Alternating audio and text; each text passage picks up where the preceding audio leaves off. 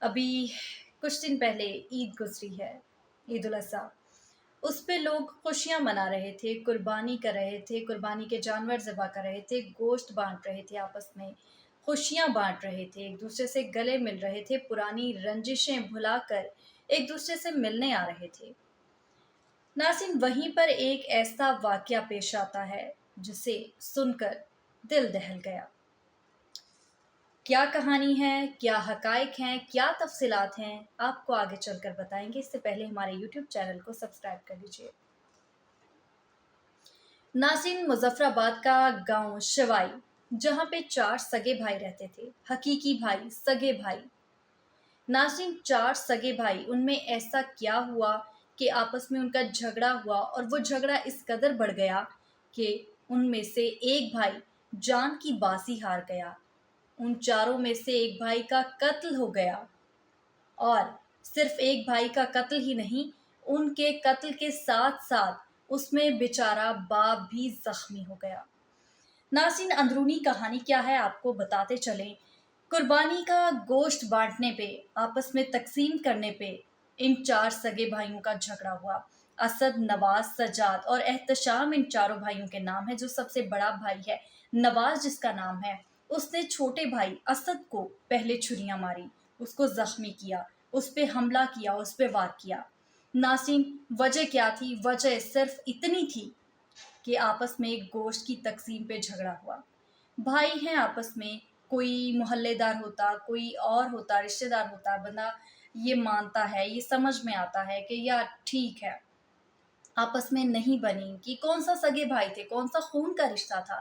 لیکن ناظرین، یہاں پہ خون کا ہی رشتہ تھا، جس کی بنا پہ یہ تنازع بڑھ گیا، اور اس قدر آپس میں ان کی تلخ کلامی بڑھی کہ وہ بات اس قدر آگے پہنچی کہ ایک بھائی نے، سگے بھائی نے، حقیقی بھائی نے اپنے دوسرے بھائی کو قتل کر دیا۔ ناظرین، قتل کس طرح سے ہوا، اور قتل کس نے کس کو کیا، کون سے بھائی نے کون سے بھائی کو قتل کیا، یہ بھی آپ کو بتائیں۔ ناظرین، جب بڑے بھائی نے اسد کو چھریاں ماری، جو بڑا بھائی تھا نواز، اس نے اپنے چھوٹے بھائی اسد کو چھریاں ماری، تو وہ بھاگا بھاگا اندر گیا۔ نواز حملہ کرنے کے بعد غصے میں آ کر، طیش میں آ کر گیا، کمرے میں گیا، وہاں سے اس نے رائفل اٹھائی۔ رائفل اٹھا کے وہ جیسے ہی اپنے بھائی پہ وار کرنے والا تھا، اس بھائی نے، جس کا نام اسد تھا، چھوٹے بھائی نے، اس نے جو بھی کہہ لے اس چیز کو، اپنی جان بچانے کے یا اپنے بچاؤ کے لیے اس نے رائفل اس سے کھینچی، اور اس کو خود کو ہی نہیں سمجھ میں آیا کہ میں کیا کروں اپنے بچاؤ کے لیے۔ اس نے اپنے بچاؤ کی خاطر اس نے وہ رائفل چلا دی، اور وہ گولیاں، نواز جو کہ بڑا بھائی تھا، اس کو گولیاں لگیں، اور وہ جاں بحق ہو گیا۔ ناظرین، ان کی آپس کی لڑائی میں، ان کے آپس کے جھگڑے میں بیچارہ باپ بھی ان کی زد میں آ گیا، اور وہ باپ بھی اس وقت زخمی ہے۔ ناظرین، یہاں پہ میں یہ سمجھتی ہوں کہ بھائی بھائی کا ایک رشتہ، ایک ایسا اتنا پیارا رشتہ ہے، اتنا وہ خلوص، اتنا وہ محبت والا رشتہ ہے، جس کو شاید میں لفظوں میں بیان نہیں کر سکتی۔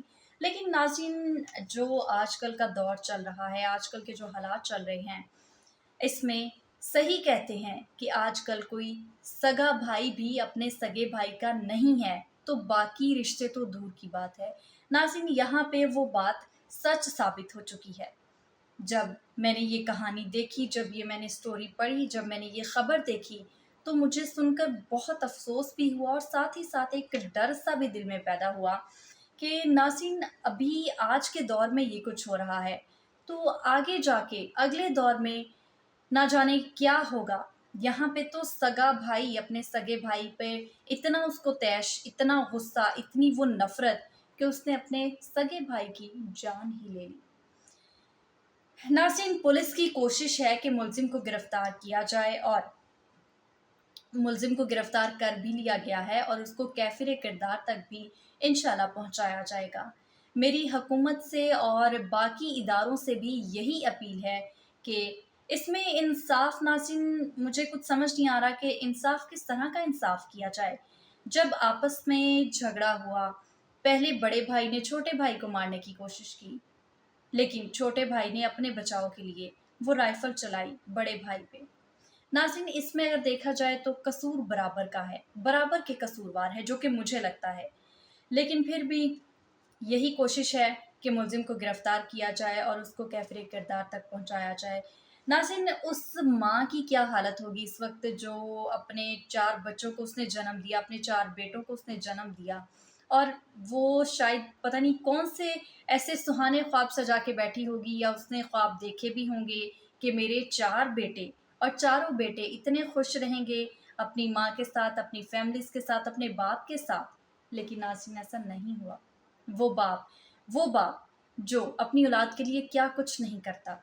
अपनी औलाद की आँखों में आँसू देखना भी उसको बर्दाश्त नहीं होता। उसको ज़रा-सी अपनी औलाद को छींक भी आ जाए तो बाप वो भागा-भागा आता है और अपनी औलाद के लिए हर तरह से कोशिश करता है कि मेरी औलाद को किसी किस्म की कोई तकलीफ़ ना हो। लेकिन नाज़रीन, यहाँ पे मामला कुछ और ही है। यहाँ पे बाप भी बेचारा ज़ख्मी अस्पताल में पड़ा है।